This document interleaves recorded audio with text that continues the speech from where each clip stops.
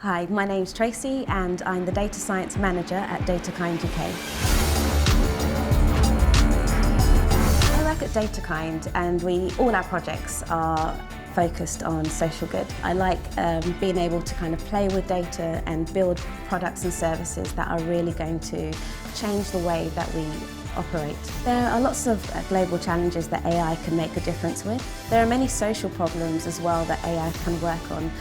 Poverty, inequality, especially just looking around in their local communities, you'll often find there's an issue that needs to be worked on and a charity or social change organisation that's in need of help. You want to build a product that's going to really help people. That's going to involve doing user research and speaking with people. There are a wide range of skills that are needed in order to develop a good AI project. If you are considering a career in AI, just really go for it. Just seek out, if you can, other mentors, people that have some experience that can help. In this world, the world is increasingly becoming much more digital users. I'm sure the people that I'm speaking to today are going to be much better at using their mobile phones than I am. And that's the power of AI that's enabling us to do that.